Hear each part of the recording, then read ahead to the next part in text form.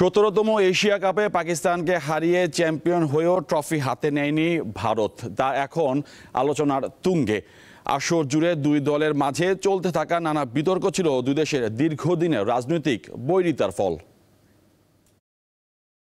ভারত পাকিস্তানের ক্রিকেট দল মাঠে যখন নামে তখন শুধু খেলা নয়, এক ঐতিহাসিক দ্বন্দ্বের উত্তপ্ত আবেগ জ্বলে ওঠে খেলার মাঠে। দুই দেশের মধ্যকার ক্রিকেট ম্যাচ কেবল খেলাধুলার সীমানা ছাড়িয়ে রাজনৈতিক, সামাজিক ও সাংস্কৃতিক উত্তেজনার এক মহাকাব্যিক প্রতিফলন হয়ে ওঠে।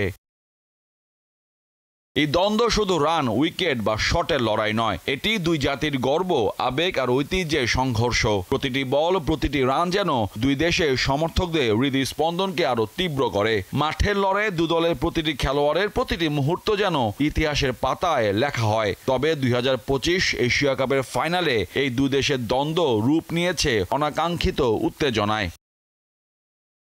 কাগজে কলমে শেষ হয়েছে এশিয়া কাপ, কিন্তু এক টুর্নামেন্টে 3 বার দেখা হওয়ায় ভারত পাকিস্তানের খেলোয়াড়দের মাঝে ঘটে যাওয়া নানান ঘটনা, নাটকীয়তা যেন শেষ হচ্ছে না। চ্যাম্পিয়ন হওয়ার পরও ভারতকে ট্রফি না দেওয়া নিয়ে আলোচনা সমালোচনা চলছেই। ভারতের অধিনায়ক সূর্যকুমার যাদব আগেই বলেছিলেন তিনি তার ক্রিকেট ক্যারিয়ারে এমন কিছু আগে কখনো দেখেননি। এবার ম্যাচ পরবর্তী উপস্থাপনার নাটকীয়তা নিয়ে ইন্ডিয়ান এক্সপ্রেসকে দেওয়া এক সাক্ষাৎকারে মুখ খুলেছেন তিনি।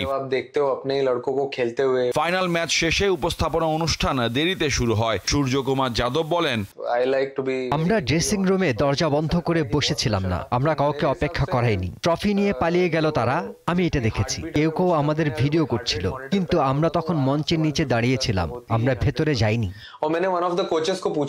ইন্ডিয়ান এক্সপ্রেসের প্রতিবেদনে উল্লেখ করা হয়, আগে সিদ্ধান্ত ছিল সংযুক্ত আরব আমিরাত ক্রিকেট বোর্ডের সহসভাপতি খালিদ আল জারুনি বিজয়ীদের হাতে ট্রফি তুলে দেবেন। কিন্তু পাকিস্তান দলের খেলোয়াড়রা তাদের মেডেল নেওয়ার পর সালমান আগা রানার আপ চেক নেন পিসিবি সভাপতি ও পাকিস্তানের স্বরাষ্ট্রমন্ত্রী মহসিন নাকভি এবং বিসিবি সভাপতি আমিনুল ইসলাম বুলবুলের হাত থেকে। এরপরই উপস্থাপক সাইমন ডুল ঘোষণা করেন ভারত দল ট্রফি নিতে উঠবে না। তখন নাকভিও স্টেডিয়াম ছেড়ে চলে যান। ভারতের অধিনায়ক জানান, ট্রফি না নেওয়ার বিষয়টি তাদের সরকার বা বিসিসিআই এর সিদ্ধান্ত নয়, এটা মাঠে থাকা প্রতিটি খেলোয়াড়ের সিদ্ধান্ত। এদিকে বিসিসিআই সচিব দেবজিৎ সাইকিয়া জানিয়েছেন, ভারতীয় ক্রিকেট বোর্ড মহসিন নাকভির ট্রফি নিয়ে চলে যাওয়ার ঘটনাটি নিয়ে আনুষ্ঠানিক অভিযোগ দিবে। মোহাম্মদ হাসিব, দীপ্ত স্পোর্টস। আন্তর্জাতিক ক্রিকেট থেকে অবসরের ঘোষণা দিয়েছেন ইংলিশ পেসার ক্রিস ওকস। গত জুলাইয়ে ভারতের বিপক্ষে চোট পান 34 বছর বয়সে ইংলিশ তারকা।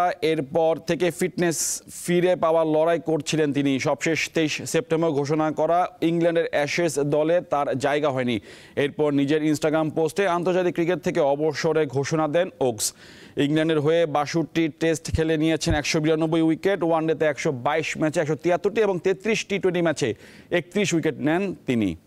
2 সপ্তাহের ব্যবধানে ফের মাঠে গড়াচ্ছে উয়েফা চ্যাম্পিয়ন্স লিগ। কায়রাতের বিপক্ষে রাতে 11:15 মুখোমুখি হবে রিয়াল মাদ্রিদ। রাত 1টায় গালাতাসারায়ের বিপক্ষে খেলবে লিভারপুল। একই সময় বেনফিকার প্রতিপক্ষ চেলসি ও পাফোসের বিপক্ষে লড়বে বায়ার্ন মিউনিখ।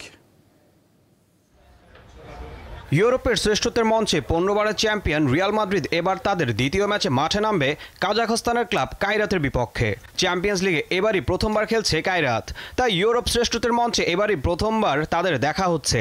এমনকি এর আগে কায়রাত কখনো স্প্যানিশ কোনো ক্লাবের মুখোমুখি হয়নি এবং রিয়ালও কখনো কাজাখস্তানের কোনো দলের বিপক্ষে খেলেনি।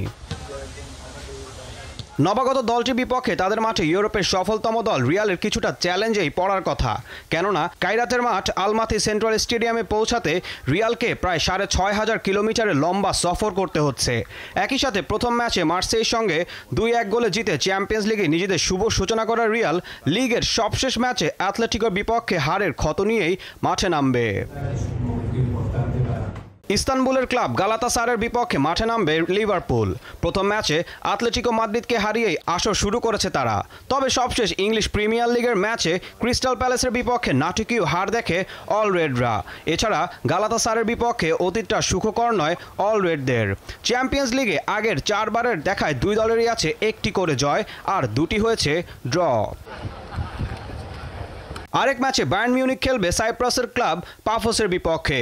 জার্মানির কোনো ক্লাবের বিপক্ষে দ্বিতীয়বার মাঠে নামছে পাফোস। ইন্টার মিলানের মাঠে খেলবে চেক প্রজাতন্ত্রের ক্লাব স্লাভিয়া প্রাহা। চেলসির মাঠে নামবে পর্তুগিজ ক্লাব বেনফিকা, আর জার্মান ক্লাব ফ্রাঙ্কফুর্ট খেলবে অ্যাটলেটিকো মাদ্রিদের মাঠে। ঈশান হাসান, দীপ্ত স্পোর্টস।